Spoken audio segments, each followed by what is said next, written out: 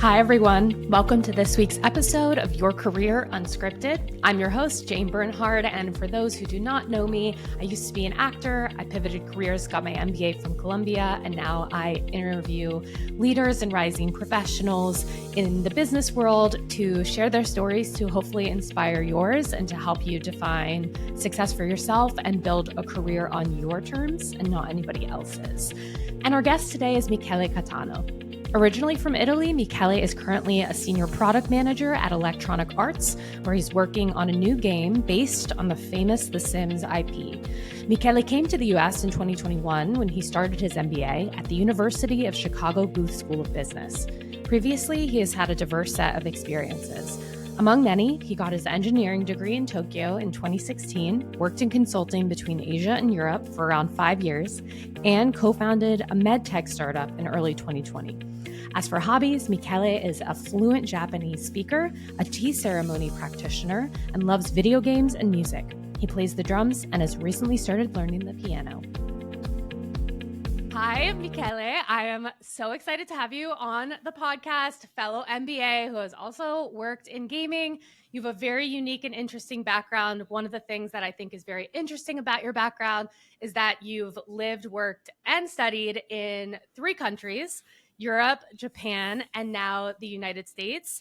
I would imagine that experiencing work cultures and just cultures in general in those different places would impact the way you view your own career. So I'm really interested in learning about what inspired you to explore international experiences and how they've kind of shaped your perspective on your own career. Thanks for having me. And great first question. I would say for me, like moving around and living in different countries is kind of a self-discovery process. So I really feel that going in different states, being there, meeting people is a kind of like self-learning experience that really helped me through the career. I can be very long, but basically I'm born in a really small town in the south of Italy, and for me until high school, the whole world was that town. My whole family has been there for, I don't know, 5 6 generations, so not much moving around. And then when I went to university and saw that I couldn't speak English, I really felt, oh, I'm missing something. And that's when I went for the first time abroad, studying like English in Dublin, and that really opened my mind. I feel that until that moment, I was a byproduct of where I was born and the people in my family that I spent time with. But then I felt this need of like learning more, understanding different perspectives. So I really feel that now, I would say my end goal, it's not even changed, but the way I approach problems and think about my career has been completely shifted since moving around. Thank you for sharing. I would imagine it opens you up to a more global perspective and also gives you more empathy for the different types of people, because I'm sure you met so many different kinds of people who come from different backgrounds. I also love what you said about self-discovery. I'm curious, since you've gotten degrees in like different countries too, which is really interesting. Are there certain things that you feel like you took from each culture that inspire you every day? I know in your LinkedIn bio, and we've talked before, that you're very passionate about Japanese culture. And I'm just curious, what about those different cultures did you take with you on your self-discovery journey? No, great question, and I think that's really the point of it. I will use Japan as an example, um, but basically, until I was in Italy, the whole point of like going to school, building up a career was to be really good at it. I was top in class in high school. When I went to university, that was my only idea. I have to be in the top 1% of the class. And that's how I lived my undergrad degree in Milan. And then I moved to Japan for my master degree. And there I realized that no one cared about grades. we didn't even talk about how good are your grades. What there is no top 5% or 1% or whatever, and when people go into the career, they they stick for the same company for 40 years before going to pension to retire. And so there was a completely different approach of saying what I've been focusing on for, I don't know, my whole life until now, they don't care at all. And so that really changed my perspective on that. So I would say I'm still ambitious, for example, but the way I approach the problem and think about it is not I have to be the best one. Because also, the more you expand your horizons, I would say, the more you see, oh, there's always someone else that is really smart, that is doing really good things. So um, I don't know how to describe it, but like the Japanese approach, and what I like about that is to be a kind of more detached from the individuality of ourselves and more think about the society, the people around you, and how to be successful in that environment. I love that. And I had a kind of a similar journey. Not, I mean, I went to theater school, so like grades didn't matter slash really exist. But when I was in high school, I was like crazy about grades. And then theater school, like it's just you're singing. And then MBA, I didn't know what I was doing. And it took me time to realize that like it's not about the grade. One, I wasn't going to like do incredibly in my like accounting class.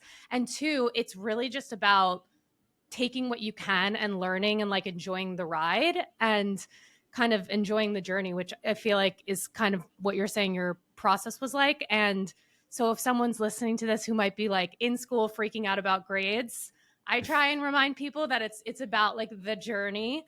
Totally. And so I wanted to ask you, so you studied industrial engineering in Milan, you got your master's degree in engineering in Tokyo, and then you got your MBA from Booth.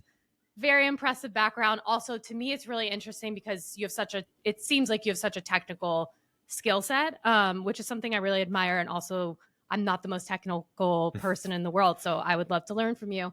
I would imagine that having an engineering background would inform your product manager role at EA. So, for those who do not know, Michele is a PM at EA for Project Renee and the Sims Labs, which are the new takes on the Sims universe. Can you share how your education in those different stages has kind of informed your current work? Yeah. I think you're right. What I really took from engineering, because like my job is not really related anymore to my studies, is this analytical mindset. So I would say, even though I'm not the engineer on the team, I'm able to interface with them and really work together, understand what they're doing. Sometimes, as an example, I have to extract some data, and instead of waiting on the person, I can directly go into the database and extract this data by myself. So I think it helps. It's not fundamental. I mean, I could do my job without that degree, I believe, but the whole mindset is the most important thing. Yeah. And so when you then went to business school, for me, business school helped with the analytical thinking too, thinking outside the box. And also, one of my favorite classes was just like the core strategy class, like Mm. understanding how to think about business. I'm curious how the MBA in general kind of opened up your skill set and your view as well. Yeah. I would say the MBA for me was the way to improve on soft skills and communications, which is something that I've been never really strong. I'm pretty introvert, so for example, and we can talk about that later. But when going into consulting, I really felt the gap in between myself and more extrovert people who can really speak a lot, engage with the clients, and that was the biggest thing for me, saying, how can I improve? And of course, you improve on the job, but there are things that take time. And I think the MBA for me was a really good chance because it wasn't only about taking class, it was, living in a new country again, completely different culture. So it was challenging on many different ways. I would love to hear about your experience in consulting, actually. So, you worked in consulting in between your master's in engineering and your MBA, and you worked in consulting for 5 years. Mhm. I would love to hear and share with people about what your lifestyle was like in consulting, what you liked, what you didn't like, and also anything you feel comfortable sharing about what you just mentioned about feeling introverted in a profession that maybe tends to be more extroverted. And also, I'm completely introverted too. So, Mhm. I also relate to that and have faced similar things. So, anything you feel comfortable sharing about that, I'm sure people would love to hear. Yeah. Generally speaking, the consulting experience for me was, I think, really helpful and informative for the remaining of my career and what I'm still doing now. Um, I would say, well, the lifestyle, it's a compromise. I'm being honest. I think it's a hard work. You have a lot of requests from your boss, from your clients, and so on. So you have to accept that that would be one of the most important things in your life at that time. It's not. It also really depends on like the team, the client you work for. So it really changed across the 5 years. But I feel compared, for example, to now, for me, um, it was really important to prioritize things. And so when I was in consulting, I said, okay, what's the most important thing after work for me? And was like getting healthy, be good with myself. And so priority after work was doing sport as an example. And I think you always find time to do the things that you like, but you have to understand that you have to compromise on something. That was my experience in consulting. So, honestly, that's really helpful. One thing I'm also really interested, I think, slash hope the people that will listen to this podcast are interested in understanding the way different careers look and feel. So I think it's really helpful to hear even just about the compromise because plenty of people are in stages where they are like, I can make Mhm. a compromise for the next few years and then open up my balance later on. I'm just curious because after you worked in consulting, you founded a company called VoiceBed, a startup. Mhm. It uses machine learning to determine how people breathe and cough. So you were in the health space for a little bit. Did founding a company and then being super entrepreneurial kind of change that lifestyle? Because I think oftentimes people are out of school and they don't know exactly what they want to do. And so you worked in consulting, which is a bit more traditional. Then you were more entrepreneurial. Now you work at like a really well known company. I'm just curious how that lifestyle shifted in those different phases. Yeah. So co-founding the startup happened basically where I was still a consultant. So there was a really, I would say, stressful time for me because I had to work in consulting and basically my spare time plus the weekend working on startup. But I really felt, I know there was a really interesting opportunity. So I kept that up for a while. And exactly as you said, what's really interesting was the completely different shift from working for a big corporation where your role is super predetermined. You know what you do. You have your boss that lead you in, you know, the things that you have to do, compared to a startup where you basically don't know what your day look like, and you don't even know what you are supposed to do. So my big takeaway from that is ambiguity, and right, like really be okay with working with the few data points that you have, making decision without really knowing what's right or wrong even, and just be sure about yourself. That was a really big understanding of the startup experience. And I feel, you know, when you go into startup or even when you do interviews and they ask you, are you okay with working with ambiguity? That's a really weird question to me because I feel in big corporation that almost never happen at the same level of the startup. Yeah. And was there a moment when you were either working as a founder or in consulting that was a light bulb moment of, I think I could do something different? I think I want to go back to school. I want to get my MBA. Was there a specific moment that kind of triggered that in you? Or was it kind of like a slow burn where you always knew you wanted to get an MBA and pivot to something else? I'm just curious, like, what was that gear shift? Yeah, I had the idea of taking the MBA in the back of my mind since I would say undergrads. Um, but never realized what was the right moment. And so the really big change for me was in 2019. I was supposed to move from my Milan office in consulting to the Tokyo office of the same company because I really wanted to go back to Japan. And then COVID happened. So everything was blocked. I couldn't go. And there, one day, I realized, okay, this is the perfect timing to make a change. And that's when I felt, okay, I'm working from home. It doesn't make sense, to change job now because like I would be working remotely. Okay, let's prepare for the MBA, and that's how I started the whole process. So I don't know how to explain really well, but for me it was like, okay, this is the right time to do it. And so you get into business school, there's this whole thing in business school where I don't know, looking back, I feel like you're kind of supposed to know what you want to do when you get there, but so often people go in and they're like, I definitely want to do this thing. And then they start to learn more about it and then think, shoot, I don't actually want to do this thing, which Hmm. definitely happened to me multiple times. When you were in business school and you're recruiting for summer internships, did you know I want to do product management and gaming? Or what was that journey like for you figuring out what you wanted to do? Yeah, great question. So when I applied for my MBA program, I didn't have a clear idea of what I wanted to do.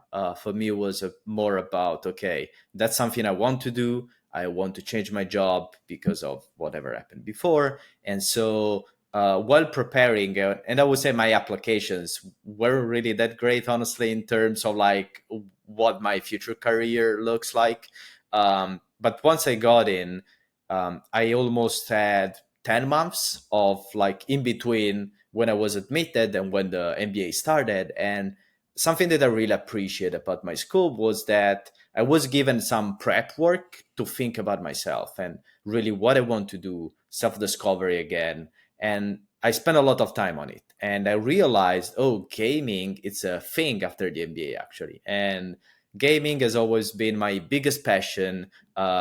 I've always wanted to work in the gaming industry. When I was out of both undergrad and my master in engineering, I applied to all possible like gaming studio in Europe, but the market is really small, so no one cared about me basically. And so when I went into the MBA, it was my second chance to say, okay, I can try it again. And I saw that many MBA grads go actually into gaming companies, and so as soon as I was admitted and started this self discovery process again, I started reaching out to people in the gaming industry in the US. I was still in Italy, and I was reaching out saying, "Oh, I got admitted. I really want to go into gaming," and blah blah blah. And so I would say my networking experience really started even almost 1 year before the MBA itself, and that really helped out. So when I then started the program in August, September, I was already sure I want to go into a gaming company.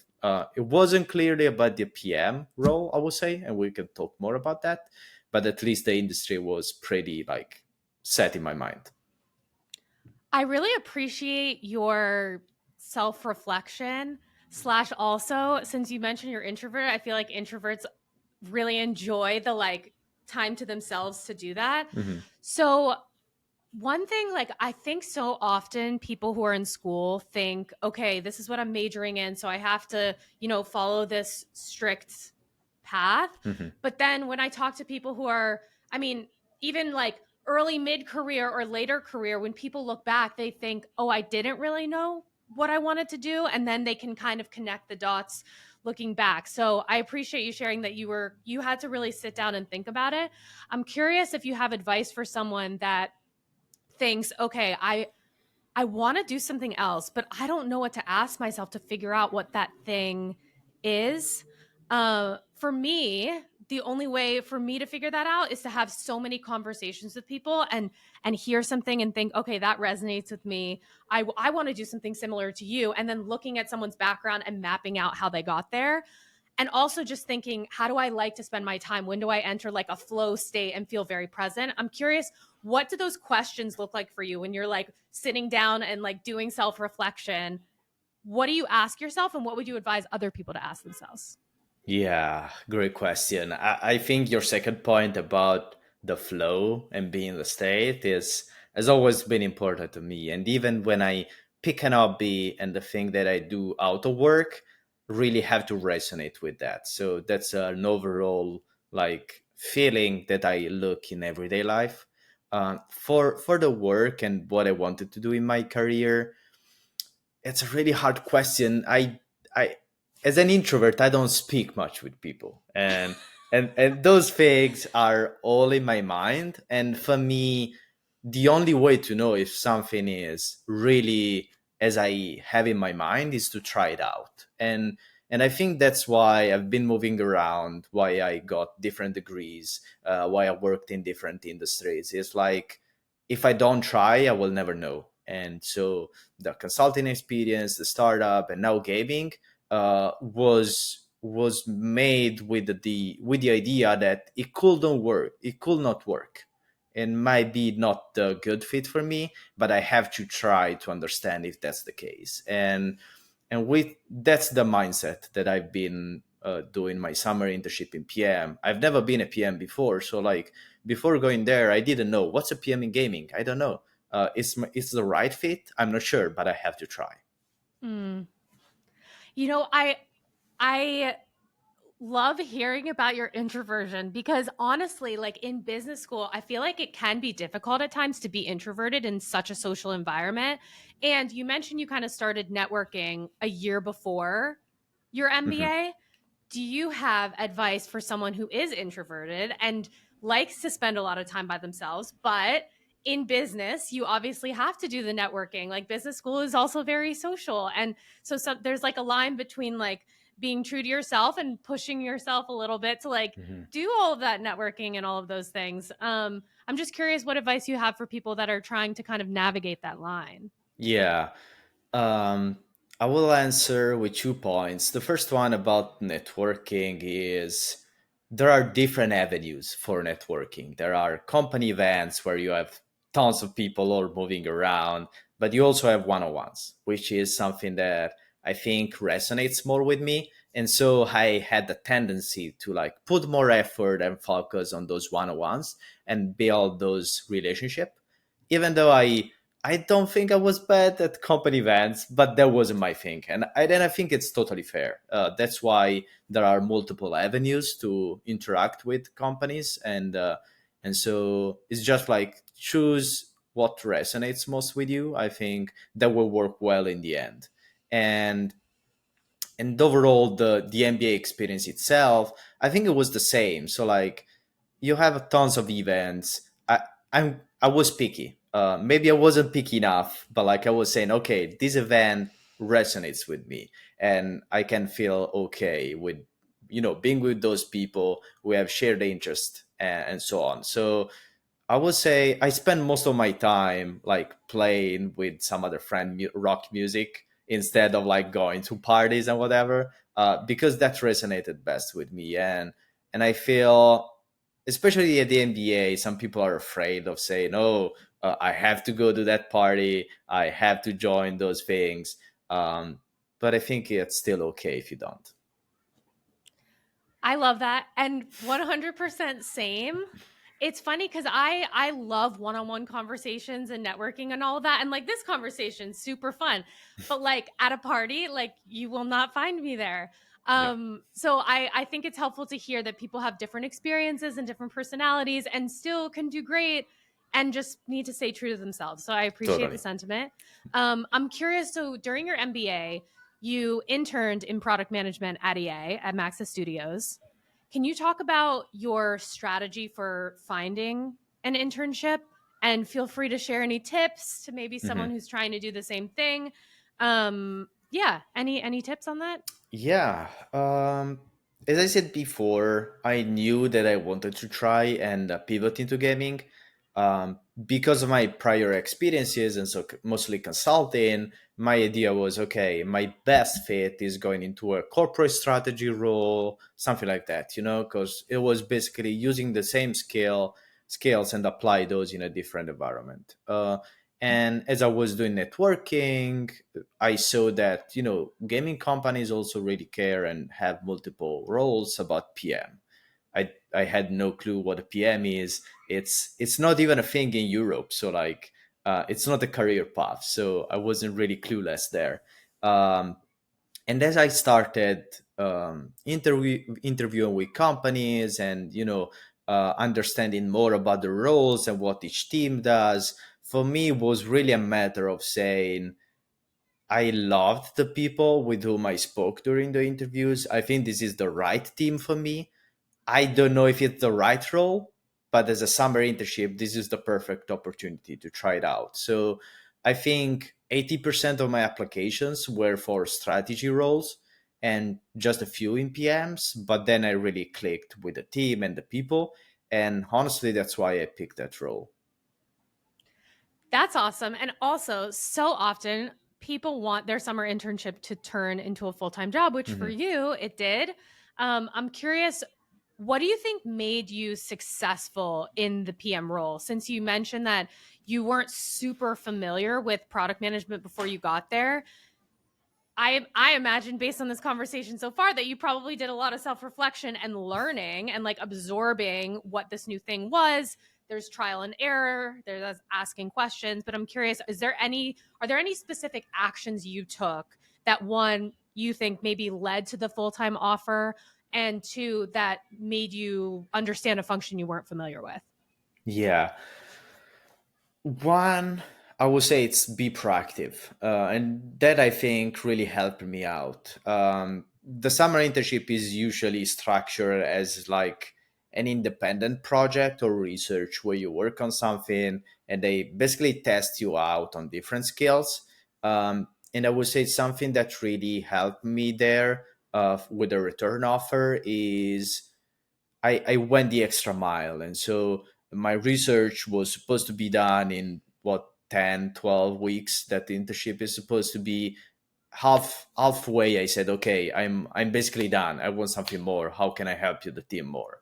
And I think that really resonated and helped the team understanding that I'm really willing into this role. And the second point I would say it's really about understanding how your prior experiences can help you out even in a different situation. And so doing a research on a gaming project was something I've never done, but all the skills that I used in consulting, like working with data, presentations, engaging with clients, that for me at that time was actually my boss because I had to convince him to give me a return offer, uh, was just like really, okay, I know how to do those things. It's just a new way in a new industry, but it's basically the same. So really be flexible and understand your strong points is another recommendation. I think that's very helpful. I would love to do a deep dive into what the life of a product manager means, whatever you're allowed to share. Hmm. Because I at the beginning of the interview, you mentioned that having your engineering degrees aren't like a hard requirement, but they do help you.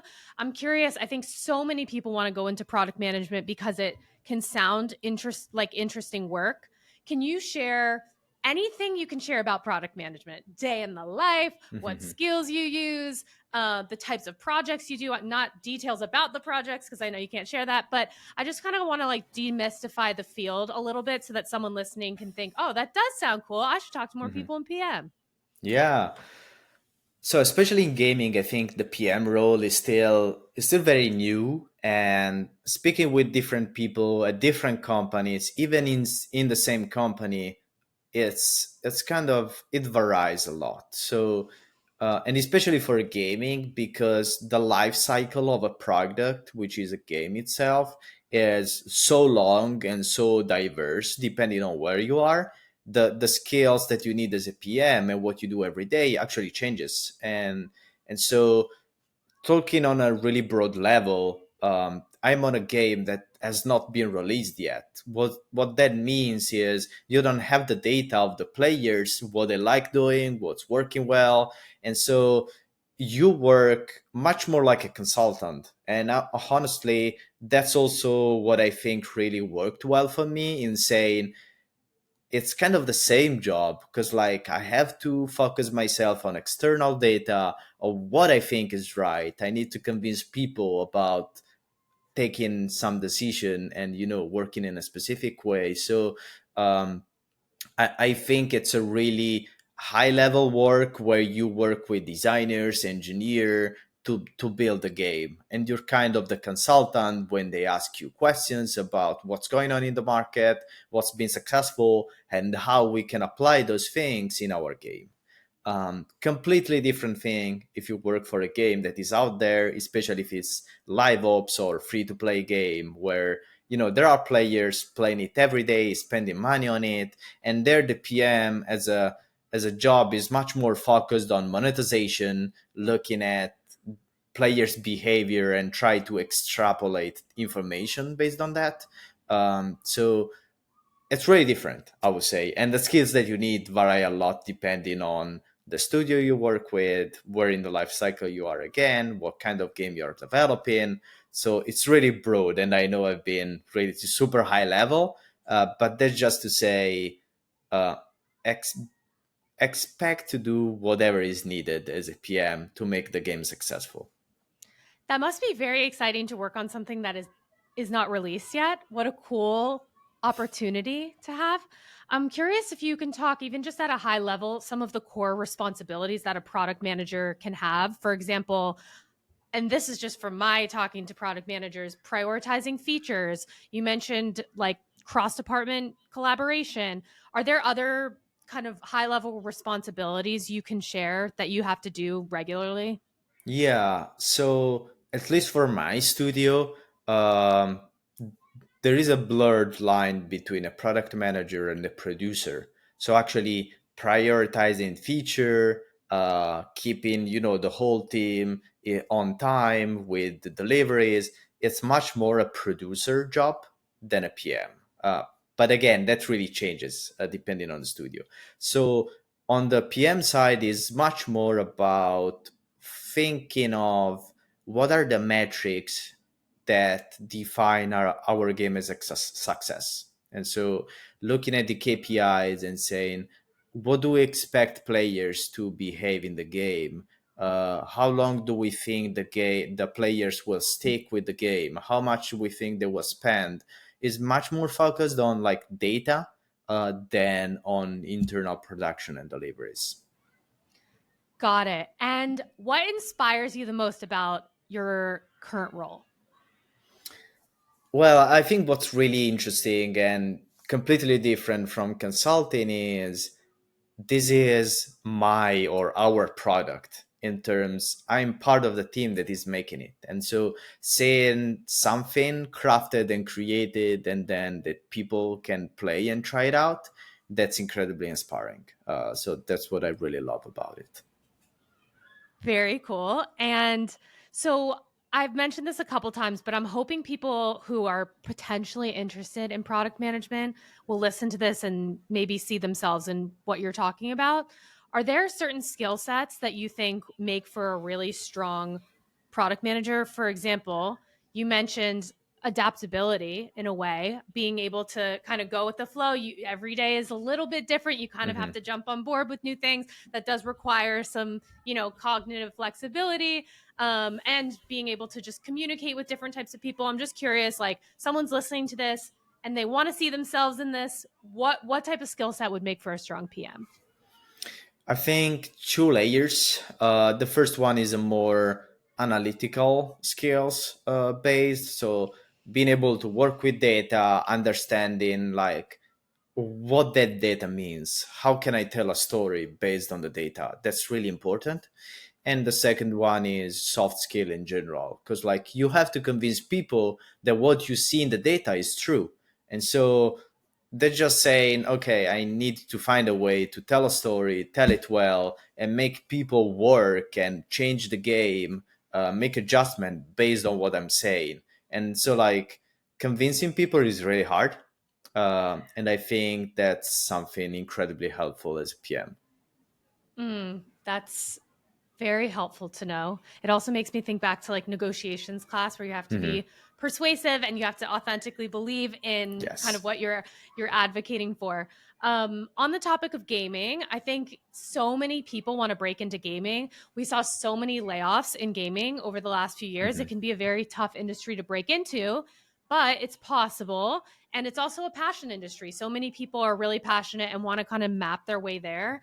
I'm curious if you have advice if someone's listening to this and they really want to break into gaming, but they're having a really hard time. What would you say to them? Yeah. Um, it's true. It's kind of a weird situation currently for the industry itself. What I would recommend is first, the role that you start with, it's not your role forever. What I think is that getting started into the industry is really hard, but once you're in, changing job, and it's a really small industry, so everyone knows each other. So my recommendation, first of all, would be just get something started. Can be your not dream job, can be something that you say, oh, I don't know if it's the right fit for me, but that's a start, and then you can move around. That's much easier. So that would be my first recommendation. And the second one is, as you said, it's a really passionate industry, which means people here know that if you're just here for the money or the sake of being a PM, you won't last longer, because any other tech company can come in and you can be a PM at Google, Amazon, and make more money actually. So everyone in this industry knows it. So you have to like really be convincing about why you want to work in this industry. What are you passionate about? Like it's not only about saying, oh, I play video games in my spare time, but like really what inspires you to like be in this industry, even though there might be better opportunities out there. So telling a story about yourself, what's really meaningful about video games for you, really help you like distinguish yourself, I would say, from the rest of the crowd. Yeah, I mean, I think being able to communicate your narrative and why you're passionate about that specific thing is so important. I have the same question about breaking into product management. If someone wants to break into product management, so many MBAs, prospective MBAs want to break into product management. I would imagine working on that analytical skill set, even just doing like casing and understanding how to think strategically would be really Mhm. helpful for that. I'm just curious if you have any other tips for someone who wants to, one, learn to think like a product manager, and two, strategically pivot into product management. Yeah, for specific, I would say first of all, understand the industry you want to work with, which means, and for example, this is gaming specific, but I think can be applied to tech overall too, is like, how does the industry work? How each actor in the chain makes money? What are the costs? What are the revenue? And for gaming can be understanding what's the difference between how a studio work compared to a publisher, compared to a platform. And each of those have different nuances, but all of them work together to make games. So like understanding those specific things, it's not something that you learn by playing video games. So it's a lot about, for me, listening to podcasts, reading business news. So that's something really important. And secondly, um, use the product that you want to be a PM for. And for me, it's just like saying play video games, but with a critical mind. And I've been realizing that the more time I spend with video games, and my brother is the game designer, so we spend a lot of time out of work also chatting about the games that we're playing, that we're working on. And it's really saying, I'm playing this game, but like, why the designers made that choice? Why it's built in that way? And it's a blurred line between a hobby and work, but that I think is really helpful to have a critical mindset with the product itself.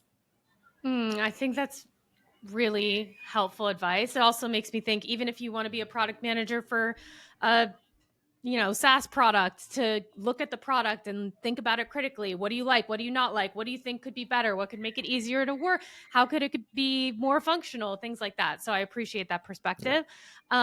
As we kind of wrap up the interview, I want to ask you some self-reflective questions.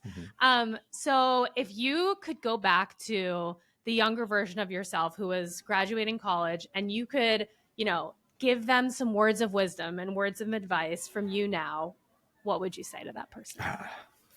Great question. I would say, even though, as I was saying before, during the MBA, for example, like I try to be myself and look for an environment that really fit with me. I wasn't always successful in it, and so um, now that I can look back on some of the decisions I've made and some of how I spent some of the time I had back then, I would say to myself, just like think a bit more about it, and like don't be carried away by like what's streamlined and what you are supposed to be. Just do what you really believe is right for you. I appreciate that. I would tell the younger version of myself the exact same thing. Yeah. And I'm curious. So we've spent a lot of time kind of looking back on your career and even in the present, looking forward. What do you hope to achieve in this next phase of your career? Yeah. Well, I think I still have a lot to learn as a PM. So in the, I would say mid term, I still see myself as a product manager in the industry, working on the things that I love. And long term, we'll see. As I said before, my brother is a game designer. We have this idea of making our own thing back in the future. So we'll see if that works out. But like that's, I would say, the North Star for me in the long term. That's awesome. That's also really fun that you share that passion with your brother. When I was kind of prepping for this interview, I saw you guys have a blog together and I was reading Yeah. some of it. Super informative plug for anyone to look at it. Last question. I wish I had started asking this question sooner in these interviews, but I think it's so important. And it especially, this question resonates based on what you're saying about being authentically you and listening to yourself and putting yourself in spaces that you really want to be in.